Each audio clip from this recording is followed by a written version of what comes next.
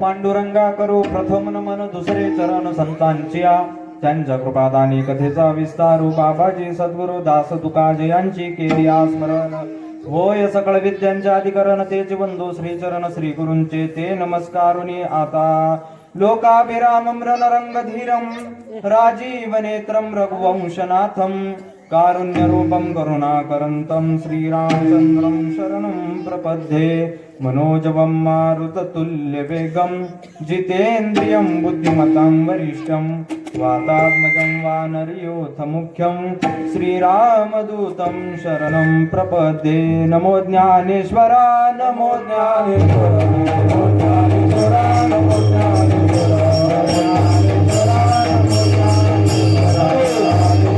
नमो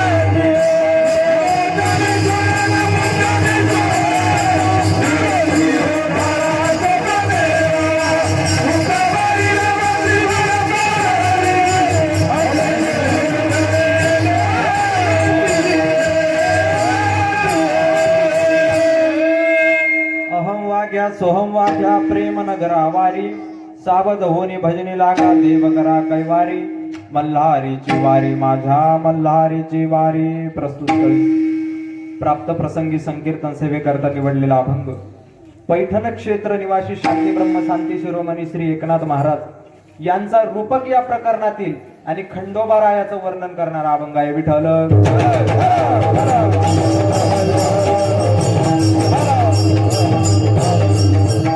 सेवेला सुरुवात करण्या अगोदर अल्पासा परिहार द्यायचा तो असा.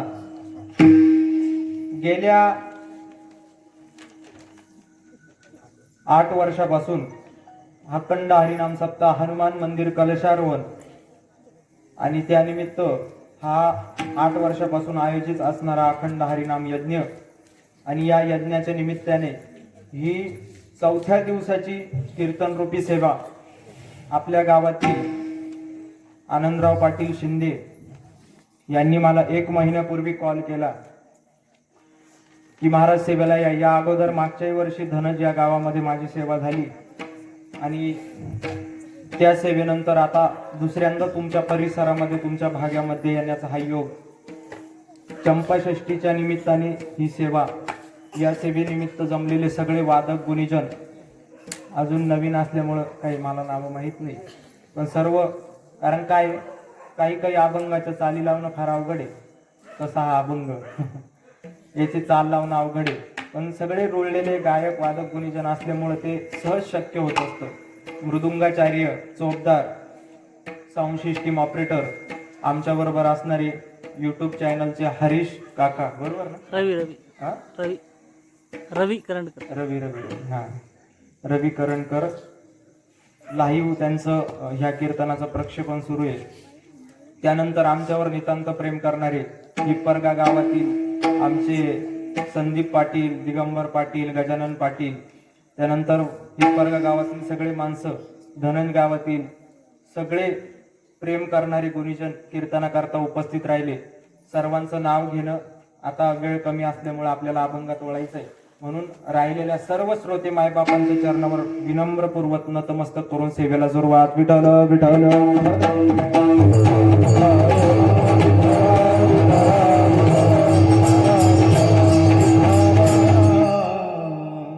शांती ब्रह्मश्री एकनाथ महाराजांनी या अभंगाद्वारा खंडेरावांचं वर्णन करून आणि त्यांच्या वारीचं महत्व आणि वारीचं स्वरूप काय याचं महत्व प्रतिपादित केलेलं आहे. शांती ब्रह्मश्री एकनाथ महाराजांनी यामध्ये खंडोबाची वारी करण्यासाठी काय गोष्टी आवश्यक आहे त्याचं वर्णन प्रतिपादित केलेले. आता मूळतः आपण एका गोष्टीचा विचारच आपण बाजूला ठेवलाय, काय? ज्यांनी एक दरीला चित्ती आम्ही रखुमाईचा पती असे म्हणणारे संत आज खंडोबाचं वर्णन करताना दिसतात. बरोबर आहे का नाही? सगळ्यांना प्रश्न निर्माण होईल ना की ज्यांनी एकच चित्तामध्ये धरलाय, कोण कोण? बसू नका, फक्त बोला. एकच चित्तात संतांनी एकच देव चित्तात धरला, कोणता? पांडुरंग. बर, एकच चित्ता. बर, दुसऱ्यांची सेवा करणे हे महापाप समजणारे संत, दुसऱ्याचं नाव घेणारे, दुसऱ्या देवाचं नाव घेणारे महापापी असे समजणारे संत आज खंडोबारायांचं वर्णन करतात. कसलं? खंडोबारायांचं. आता याचं नेमकं कारण काय? ऐका, थोडक्यात गोष्टी सांगून जातो. काय आहे? आपण हिंदू धर्म संस्कृती आपल्याला शिकवते सगळ्या आया मानल्या पाहिजे, सगळ्या स्त्रिया आई मानली पाहिजे. पण मला सांगा, सगळ्या स्त्रियांना जर आई मानलं तर सगळ्यांची सेवा करत बसायची का? की एकाच आपल्या आईची सेवा करावी? सगळे आईचे, मग सगळ्यांचे पाय दाबणे उचित ठरेल का आपल्याच आईचे पाय दाबणं उचित ठरेल? तर आपल्या सख्या आईचे, जिने आपल्याला जन्म दिला, त्याचे पाय दाबणं उचित ठरेल. तर इथं ऐका, सगळे देव आहेत, पण सगळ्या देवांची सेवा करण्यापेक्षा आपल्याला ज्यांनी या देवांचाही देव आहे, जो या देवांचाही देव बळीया माझा पंढरीराव, त्याची सेवा करणं उचित आहे. शांती ब्रह्म एकनाथ महाराज म्हणतात की तुम्ही पांडुरंग चित्तात धरा, पांडुरंगाची सेवा करा, पण इतर देवांना सुद्धा नाव ठेवण्याचा अधिकार तुमच्याकडे नाही. कारण तसं पाहायला गेलं तर ही सृष्टी जी आहे ती सर्व सृष्टी ममैव अंशो जीवलोके जीवभूत सना किंवा सर्वागटी राम. मला सांगा, हे जीवामध्ये राम आहे, प्राण्यांमध्ये राम आहे, या सर्व सृष्टीमध्ये रामाचे, मग खंडोबामध्ये राम नाही का? तर खंडोबा देवी सगळे देवतांचे स्वरूप हे भगवंताचा अंश असल्या कारणाने त्यांची सेवा करावी. विठ्ठल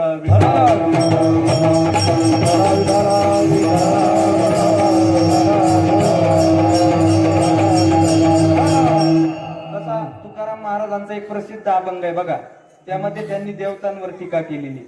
त्यांनी सांगितलेलं आहे, ते नवे जाखाई जो काही अभंग तुमच्या परिचयात असेल, त्यामध्ये तुकाराम महाराजांनी काही देवतांवर टीका केली. त्यामध्ये पहिले गणपतीवर टीका केली. आता गणपती सगळे आपण मानतो, सगळे गणपती बसवतो. तुकाराम महाराजांनी गणपतीवर टीका केली. गणोबा विक्राळ, लाडू मोदकाचा काळ.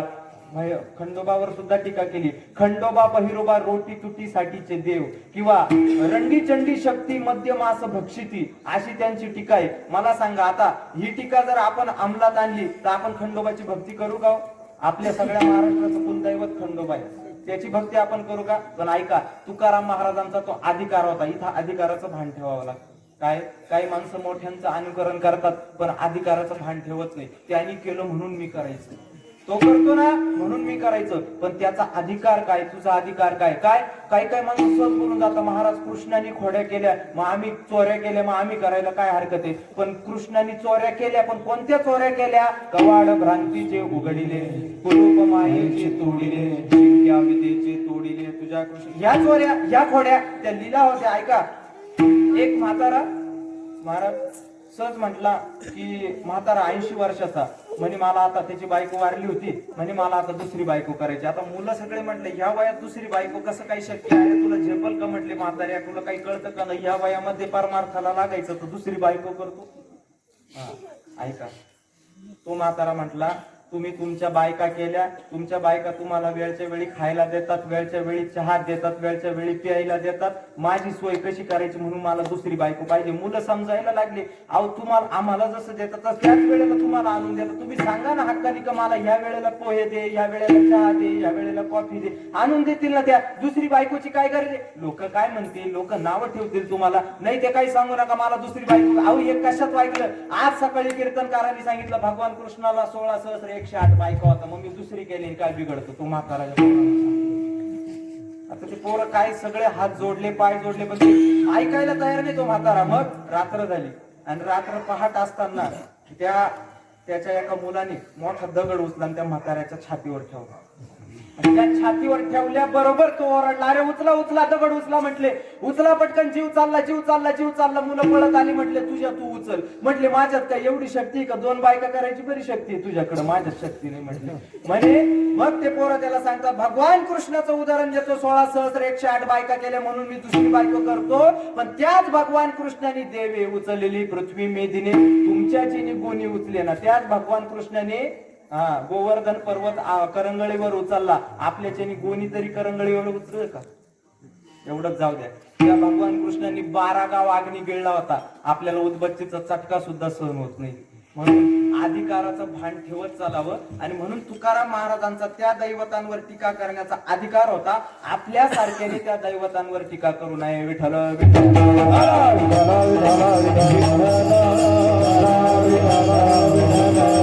म्हणून हे सर्व दैवत त्या पांडुरंगाचेच अंश असल्या कारणाने आम्ही त्यांची सुद्धा भक्ती करतो किंवा त्यांचा सुद्धा नामोल्लेख करतो. हे पहिलं कारण. आणि एकनाथ महाराज म्हणतात, दुसरं कारण महाराज म्हणतात की सगळ्या जगामध्ये तो ओतप्रोत भरलेला आहे.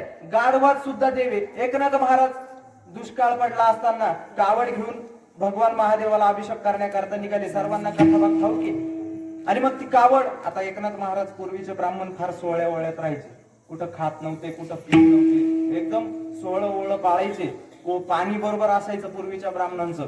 पाणी बरोबर, जेवण बरोबर, शिदोरी बरोबर. किंवा एखाद्या ठिकाणी अचानक भूकंप पडला तर मात्र ब्राह्मणाचंच घर खाण्याकरता पाहिजे. किंवा नसलं ब्राह्मणाचं घर तर कोरडा शिदा आणून द्यायला लावायचे, स्वतः शिजवायचे मग खायचे. असे एकनाथ महाराज ते ब्राह्मण कुळात असल्यामुळं मग भगवान शंकराला कावड घेऊन पाणी देण्याकरता आणि भर उन्हात दुष्काळ पडलेला असताना कडकडीत उन्हामध्ये ते चालले. आता त्यांची काय एकनाथ महाराज संपत्तीतही भरपूर श्रेष्ठ होते.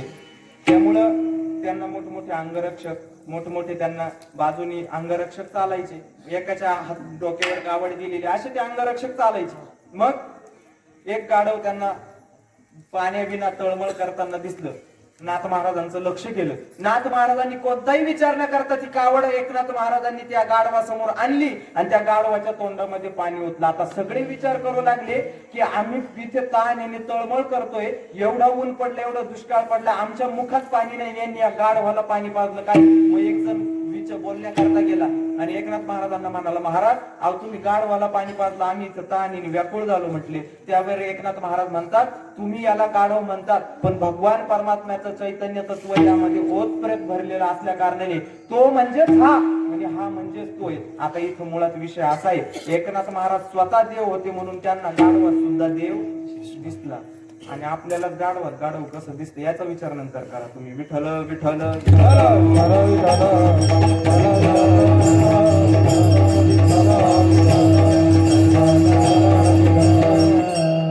म्हणून नाथ महाराज म्हणतात सगळं चैतन्य भगवंताचं ओतप्रेत या जगतामध्ये भरलेलं असल्या कारणाने आम्ही त्याही देवतांची उपासना करतो, त्याही देवतांचा आम्ही नामोल्लेख करतो. मग आता एकनाथ महाराजांनी इथं खंडोबारायाचं वारीचं स्वरूप प्रतिपादित करीत असताना, खंडोबारायाची भक्ती करीत असताना कोणत्या गोष्टींचं भान ठेवावं, त्या कोणत्या गोष्टी आहेत हे लक्षात देऊन आणण्याकरता या अभंगाची रचना केली. विठ्ठल विठ्ठल